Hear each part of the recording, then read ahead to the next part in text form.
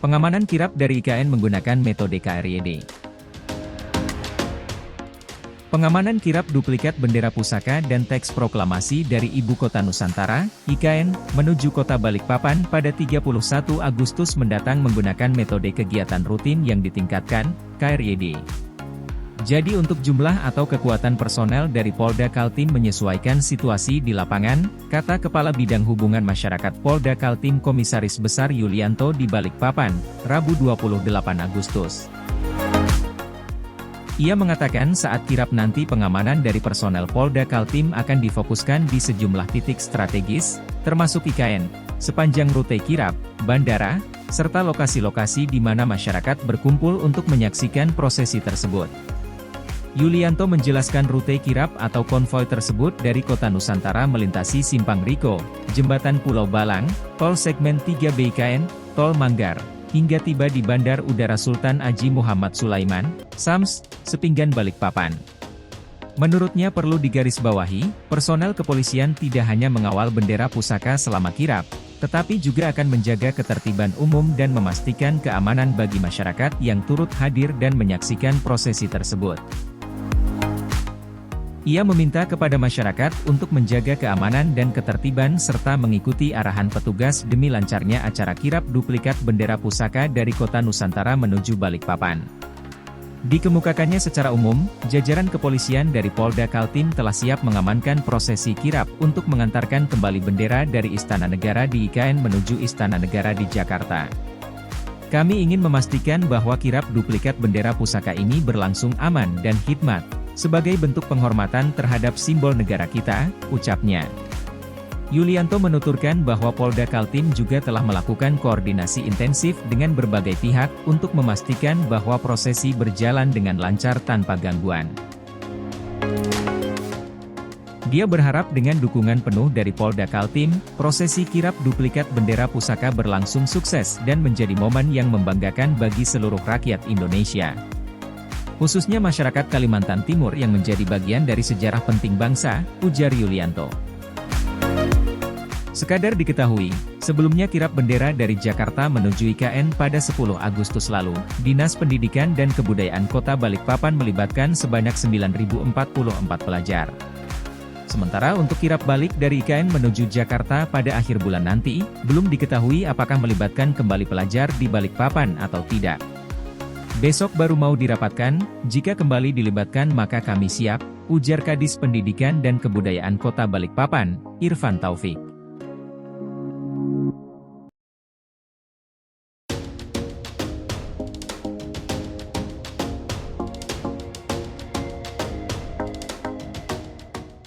IKN didesain sebagai kota masa depan bagi generasi muda. Menteri Pekerjaan Umum dan Perumahan Rakyat, PUPR, Basuki Hadimulyono mengungkapkan pembangunan Ibu Kota Nusantara, IKN, didesain sebagai kota masa depan bagi generasi muda. IKN adalah buat yang milenial dan Gen Z, bukan untuk saya dan bukan untuk Bapak Presiden RI Joko Widodo. IKN didesain untuk kota masa depan, kota anak muda, ujar Basuki di Jakarta, Selasa. Profil demografi Indonesia berdasarkan data Badan Pusat Statistik, BPS, saat ini didominasi oleh milenial sebanyak 26% dan Gen Z sebanyak 28%. Dirinya berharap talenta-talenta yang pindah ke IKN diutamakan digital expert untuk bisa mengoperasikan kota IKN. Digital expert kita utamakan untuk para ASN kita, katanya. Sebagai informasi, berdasarkan lampiran rencana induk IKN dalam Undang-Undang Nomor 3 Tahun 2022 tentang Ibu Kota Negara, Indonesia telah menetapkan sasaran untuk masuk ke jajaran 5 besar perekonomian terkuat di dunia dan memiliki pendapatan per kapita negara berpenghasilan tinggi pada tahun 2045. Sasaran itu dibangun di atas 4 pilar utama visi Indonesia 2045, yaitu pembangunan manusia dan penguasaan ilmu pengetahuan dan teknologi, IPTEK, pembangunan ekonomi yang berkelanjutan, pemerataan pembangunan, serta pemantapan ketahanan nasional dan tata kelola pemerintahan. Pemindahan ibu kota negara dilakukan sebagai salah satu strategi untuk merealisasikan target ekonomi Indonesia 2045, yaitu pertumbuhan ekonomi yang lebih inklusif dan merata melalui akselerasi pembangunan kawasan timur Indonesia. Ibu kota negara Nusantara yang selanjutnya disebut IKN mempunyai fungsi sentral dan menjadi simbol suatu negara untuk menunjukkan jati diri bangsa dan negara. Oleh karena itu, pemindahan dan pengembangan ibu kota yang baru perlu didasarkan pada perkembangan prinsip pembangunan kota yang matang serta kebutuhan dan visi jangka panjang suatu bangsa. IKN didesain sebagai kota masa depan bagi generasi muda. Menteri Pekerjaan Umum dan Perumahan Rakyat, PUPR, Basuki Hadimulyono mengungkapkan pembangunan ibu kota Nusantara, IKN, didesain sebagai kota masa depan bagi generasi muda. IKN adalah buat yang milenial dan Gen Z, bukan untuk saya dan bukan untuk Bapak Presiden RI Joko Widodo. IKN didesain untuk kota masa depan, kota anak muda, ujar Basuki di Jakarta, Selasa. Profil demografi Indonesia berdasarkan data Badan Pusat Statistik, BPS, saat ini didominasi oleh milenial sebanyak 26% dan Gen Z sebanyak 28%.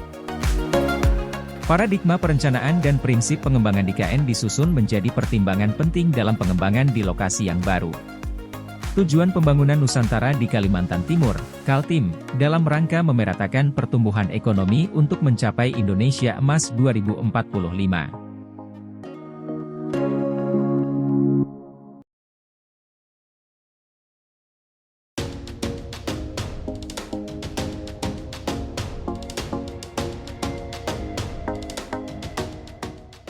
IKN, tantangan dan peluang pusat pemerintahan masa depan Indonesia.